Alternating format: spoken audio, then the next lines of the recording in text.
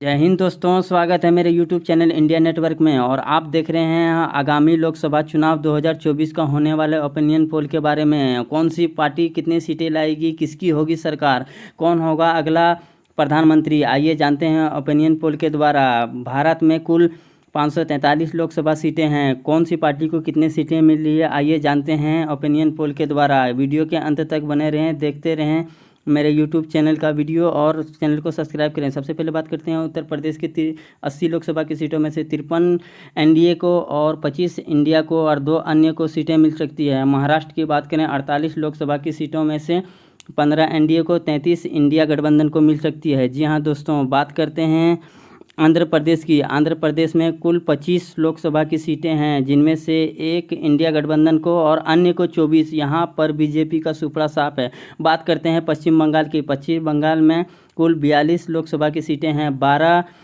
NDA को और 30 India गठबंधन दलों को मिल सकती है। बिहार की 40 लोकसभा सीटों में से 16 एनडीए को और 24 इंडिया गठबंधन को मिल सकती है। जी हाँ दोस्तों, बात करते हैं तमिलनाडु की। तमिलनाडु में 39 लोकसभा की सीटें हैं, जिनमें 23 कांग्रेस को और 16 अन्य पार्टियों को मिल सकती है। जी हाँ दोस्तों, बात करते हैं मध्य प्रदेश की। 29 लोकसभा की सीटों में से 19 बीजेपी को और 10 कांग्रेस को मिल सकती है और अन्य का सुपड़ा साफ है। कर्नाटक में 28 लोकसभा की सीटों में से 15 एनडीए को और 23 इंडिया गठबंधन को मिल सकती है। जी हाँ दोस्तों, कर्नाटक में। राजस्थान की बात करें, 25 लोकसभा की सीट है, जिसमें से 14 बीजेपी को और 11 कांग्रेस को मिल सकती है। जहां दोस्तों, बात करते हैं उड़ीसा की। उड़ीसा की 21 सीटों में से 5 कांग्रेस को और 16 को अन्य। यहां पर बीजेपी का सुपड़ा साफ है।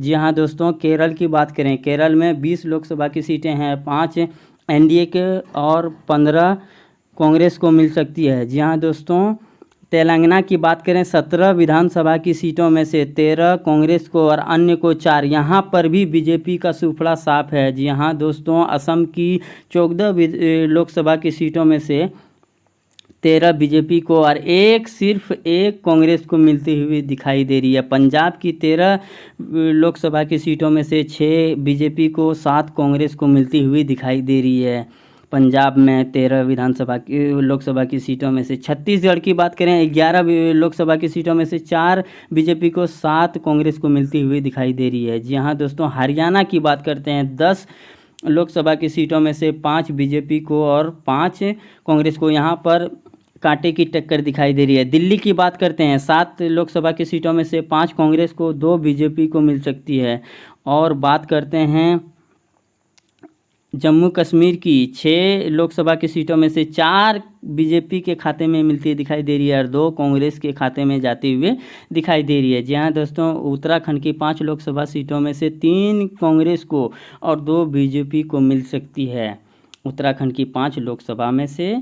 हिमाचल की बात करें, हिमाचल में 4 लोकसभा सीटें हैं, 2 बीजेपी को और 2 कांग्रेस को। यहाँ पर कांटे की टक्कर देखने को मिल रही है हिमाचल प्रदेश में। अरुणाचल प्रदेश में 2 लोकसभा की सीटों में से दोनों के दोनों बीजेपी के खाते में और कांग्रेस का सुपड़ा साफ है। जी हाँ दोस्तों, बात करते हैं गोवा की। गोवा में 2 लोकसभा की सीटें हैं, दोनों के दोनों एनडीए के गठबंधन में जाता हुआ सीट दिखाई दे रहा है। और अगली सरकार किसकी होगी, आइए वीडियो के अंत तक देखें। त्रिपुरा की 2 लोकसभा की सीटों में से दोनों के दोनों बीजेपी के खाते में जाती हुई दिखाई दे रही है। जी हाँ दोस्तों, बात करते हैं मणिपुर की।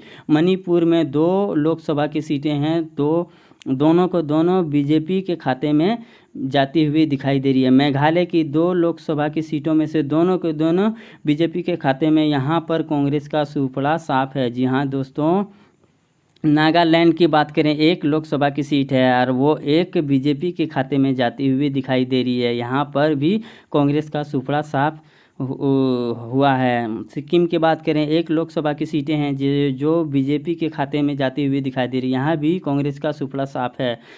मिजोरम की 1 लोकसभा सीटों में यहाँ पर भी कांग्रेस का सुपड़ा साफ है और 1 बीजेपी के खाते में जाते हुए दिखाई दे रही है। जी हाँ दोस्तों, केंद्र शासित प्रदेश में 6 लोकसभा की सीटें हैं, 5 कांग्रेस को और 1 बीजेपी को मिल सकती है। जी हाँ दोस्तों।